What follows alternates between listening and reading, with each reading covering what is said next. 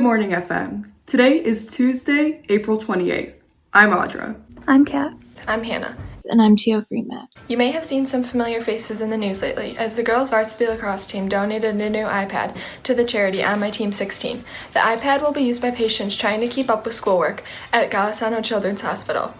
In addition to the donation of the iPad, the girls' lacrosse team, as well as the baseball, football, field hockey, ice hockey, boys lacrosse, boys and girls swimming, boys volleyball, and boys golf squads, donated money to purchase lunch for medical professionals at the hospital to celebrate National Nurses Day on May 6th. $1,125 have been raised for that effort so far. Speaking of sports, the All Sports Booster Club is starting an extended can drive fundraiser. The group has set up trailers that will be out through July 15th for bottle and can drop-offs in two locations, the Manlius Village Center and the Fayetteville Fire Department. Looking for another book recommendation? Here's Mrs. Petroulis with the inside scoop on a book called 13 Doorways. Hey there, FM.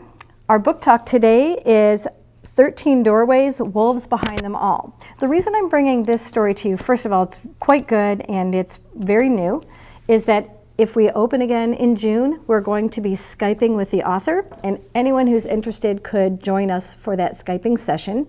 She also wrote a book called Bone Gap, which some of you have read, I know, and this is a really interesting book. So I'm going to read you the blurb, and I just finished it last week, and I'm going to tell you a little bit more about this book after we read the blurb.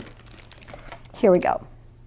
When Frankie's mother died and her father left her and her siblings at an orphanage in Chicago, it was supposed to be only temporary, just long enough for him to get back on his feet and be able to provide for them once again.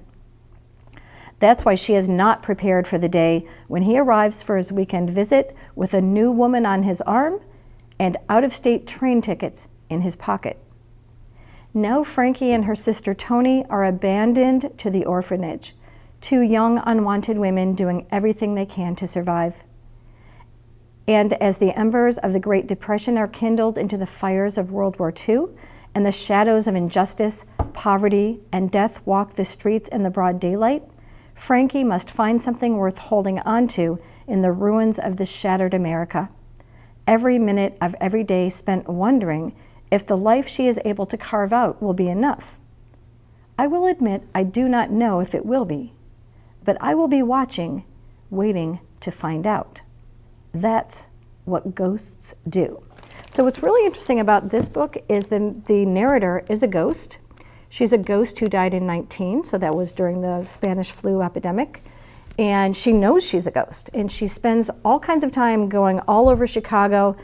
The orphanage is one of the many places that she spends time. And she's very interested in this girl, Frankie, who is very similar in age and circumstances to her when she died. And so she doesn't really know why she's connected, although we realize it at the end.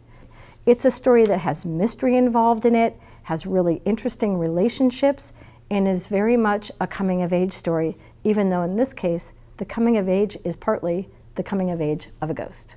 I think you'd like it. Once again, that's 13 Doorways, Wolves Behind Them All by Laura Ruby, and if we're open in June, we'll be Skyping with her. Thanks. Is your sleep schedule out of whack during the quarantine?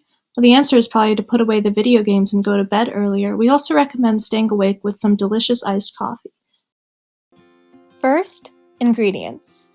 In order to make this iced coffee, we will first need to prepare a mixture called simple syrup.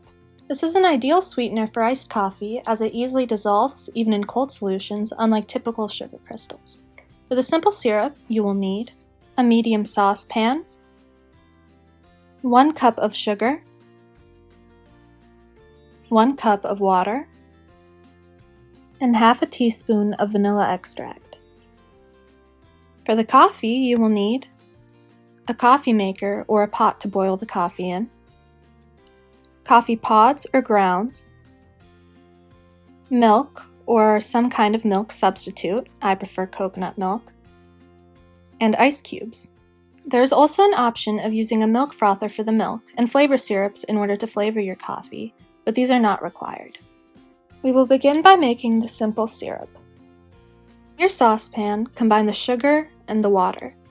Bring to a boil over medium heat, stirring constantly until the sugar has completely dissolved and the mixture has thickened slightly.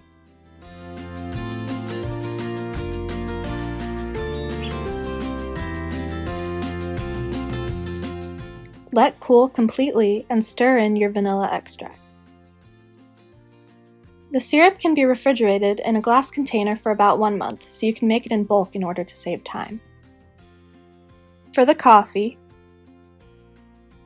fill a large glass about 1/3 of the way with ice cubes. For the ice cubes, I like to use brewed coffee in place of water in order to not water down the drink. Prepare about 8 ounces of coffee.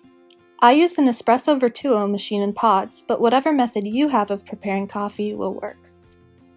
While the coffee is brewing, prepare your milk. If you are using a milk frother, combine your milk with the simple syrup and any other flavor syrups you'd like to use and froth it. If not, just set aside your milk and syrup. Once your coffee is done brewing, add your milk and syrups to taste. And that's it! Making iced coffee at home can be just as quick and easy as making more basic drinks and save you lots of money and trips to the coffee house in the long run. For Fmtv, I'm Tio Freeman. Thanks. Well, that's all we have for today. Tune in next time for FMTV.